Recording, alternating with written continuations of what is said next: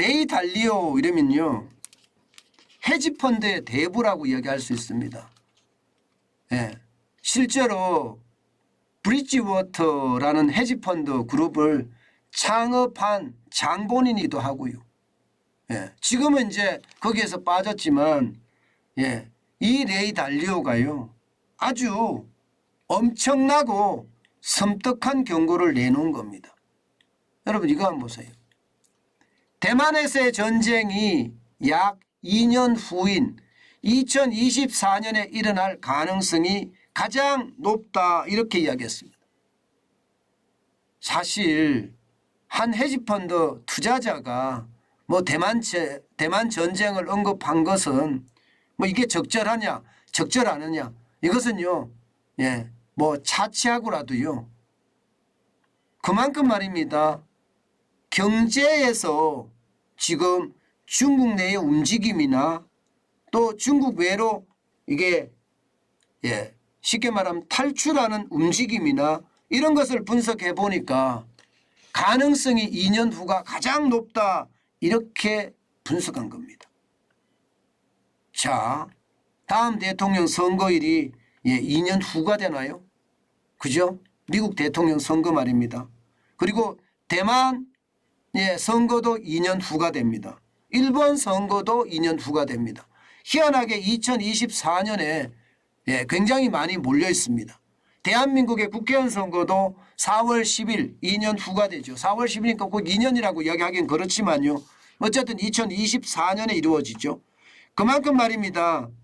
예, 2024년 이때 세계적인 이벤트들이 많이 벌어지면서 결국은 말입니다. 미국은 강성, 예, 매파 공화당이 집권할 가능성이 높다 이렇게 예측을 하면서 미국과 중국의 갈등이 최고조로 올라갈 거다. 그러면서 경기가 지금 싸그리 어려워지면서 말입니다. 이게 중국 입장에서는 뭔가 해결책이 있어야 되는데 그 해결책 중에 하나가 대만에 대한 공격이 아니겠느냐, 뭐 이렇게까지 분석하고 있는 겁니다. 실질적으로 말입니다. 그런 일이 일어날까? 또 레이 달리오는 왜 이런 이야기를 했을까? 저는 지표들을 보면 레이 달리오가 이야기한 것이 이게 뭐 다 맞다 안 맞다 이렇게 이야기하기 전에, 예, 뭔가 조짐이 있다 이렇게 이해할 수 있을 것 같습니다. 당장 이거 먼저 한번 보시죠.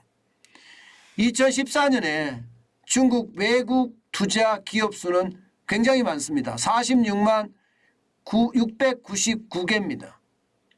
예, 그러던 거지 2018년에 59만 개, 2020년에 63만 개까지 늘어났어요. 그러다가 2021년까지도 늘어나는 듯 보였거든요. 그런데 2022년에 들어서면서 이게 외국 투자 기업들이 줄어든다는 사실입니다. 기업들이 왜 줄어들어? 중국에 대한 위험 수위가 그만큼 커졌다는 거야? 이렇게 해석할 수 있는 거예요. 이렇게.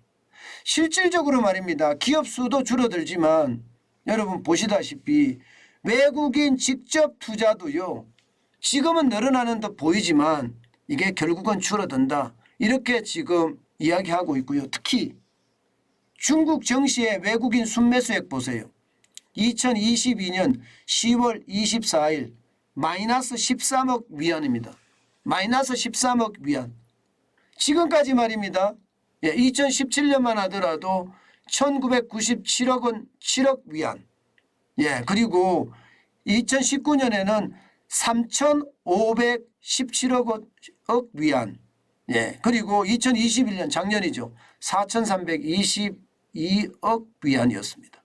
그런데 2022년에 지금 줄어드는 것을 보면서 야, 시장의 위험이 지금 중국에서는 굉장히 커지는구나.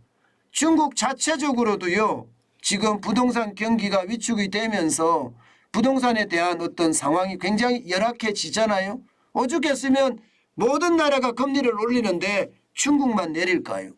그만큼 말입니다. 내수가 심상치 않다는 이야기거든요. 결국 내수가 심상치 않으면 자체적으로도 이미 침체가 일어나고 있다. 이렇게 이야기하고 할 수 있는 데다가 미국과 중국의 갈등, 특히 말입니다. 민주당은 좀 약하게 하는데 공화당은 어떻게 할 것이냐. 더 강하게 하지 않겠느냐. 트럼프 때 보면 중국과의 갈등을 최고조까지 끌어올리지 않았느냐. 이렇게까지 간다면 결국 그 갈등을 해소하기 위해서 어떤 식이든 해소책을 찾을 텐데 그 해소책이 대만 공격이 아니겠느냐. 뭐 이렇게까지 이야기를 하고 있는 겁니다. 이렇게 되면 여러분, 이렇게 되면 우크라이나를 러시아가 침공함으로 해서 서방과 러시아의 어떤 경제 제재가 일어났듯이 중국과 대만의 어떤 전쟁이 시작되면서 아마 중국에 대한 제재가 전 세계에서 일어날 겁니다. 그렇게 일어났을 때 세계 경제는 어떻게 될까요? 진짜 충격이 일어날 수도 있다. 뭐 이런 얘기 많이들 하고 있습니다. 게다가 양안 전쟁이라고 이야기하죠. 대만 전쟁이 일어났을 때 대한민국은 괜찮을까 하는 우려감, 이것도 굉장히 많이 나타냅니다. 안 그래도 김정은이 지금 미사일을 뻥뻥 쏴대고 있는데 이게 결국은 중국이 대만을 침공할 때 양동 작전의 일환으로 김정은이 남한을 침공을 한다면 또 어떻게 될 것인가. 저는 그런 것을 생각하면 굉장히 무섭다, 이런 생각 진짜 많이 합니다. 그만큼 말입니다. 이 중국에 대한 경계, 그것이 굉장히 커졌다는 거고요. 실제도 말입니다. 보시다시피 우리 기업들의 중국 진출도 이제는 확실하게 줄었습니다. 2017년까지만 하더라도 한 해에 538개 기업이 중국에 진출을 했는데 올해는요, 이 100개 넘겠느냐, 200개 넘겠느냐, 참 죄송합니다. 200개 넘겠느냐, 이런 이야기가 나옵니다. 200개 넘지 않을 수도 있다. 이렇게 이야기가 나옵니다. 그만큼 말입니다. 중국에 대한 투자는 위험으로 느낀다는 거예요. 중국에 대한 투자는. 우리 기업들도 이미 느끼고 있는 거예요. 물론 우리 기업들의 이제 기술력이 다 떨어졌기 때문에 굳이 중국에 투자할 필요가 있느냐. 뭐 중국 자체가 말입니다. 중국 자체가 이제는 기술 경쟁이 많이 올라왔기 때문에 우리 기업이 필요 없다, 이런 이야기도 나오는 건 사실이에요. 그렇지만 줄어드는 게 너무 많이 줄어들죠. 그런 상황을 보면 이게 중국에 대한 어떤 두려움, 전쟁에 대한 두려움 당연히 있을 거라 생각이 들고요. 특히 말입니다. 시진핑이 그런 이야기 했잖아요. 3년임 되면서 말입니다. 3년임이 될 때 지난 10월인가요? 공산당 대회에서 위험한 폭풍에 대비하라, 이런 표현을 썼습니다. 실제 말입니다.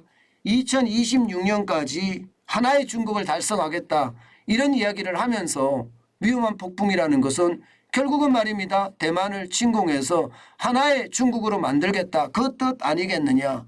지금 이 말 자체가 결국 레이 달리오는요, 중국이 대만에 진출할 준비를 하고 있다는 신호다, 이렇게 읽고 있는 겁니다.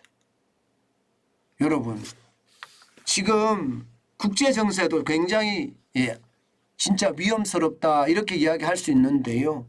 이게 동북아 정세도 그 어느 때보다 위험 수위를 굉장히 높이고 있는 것 같습니다. 위험 수위를. 이게 이대로 가다가는요, 진짜 양안 전쟁, 대만 전쟁이 벌어지면서 남북 전쟁도 벌어질까 솔직히 두렵습니다. 이게 미국 입장에서 동시에 전쟁을 수행하기란 진짜 어려울 텐데 결국 말입니다. 우크라이나 전쟁이 이게 언제 끝날지도 모르는 판이고요. 또 지금처럼 중국이 이게 대만을 침공할 때 그 위협이 남북 간의 위협으로까지 발전된다면 참 심각한 양상으로 퍼져지겠다. 그런 생각도 저는 많이 해봅니다. 여러분, 시장의 위험성은 이 정도로 커지고 있습니다. 물론 레이 달리오가 이야기한 내용은요, 이게 제가 위험한 경고라고 달았던 것도 그런 이유인데요. 이게 현실화될 가능성은 굉장히 낮을 수도 있겠죠. 그렇지만 투자자가, 그것도 헤지펀드 투자자가 이런 이야기를 말을 한다는 것은요. 그만큼 위험에 많이 노출되어 있다는 뜻입니다. 그렇기 때문에 모든 것은요. 준비하고 또 준비하는 것. 저는 그것도 잊지 말아야 된다. 이게 하나하나만 이게 준비하는 것이 아니라 이제는 종합적으로 준비할 필요가 있는 것은 아닌가. 저는 오늘 그런 생각도 해봅니다.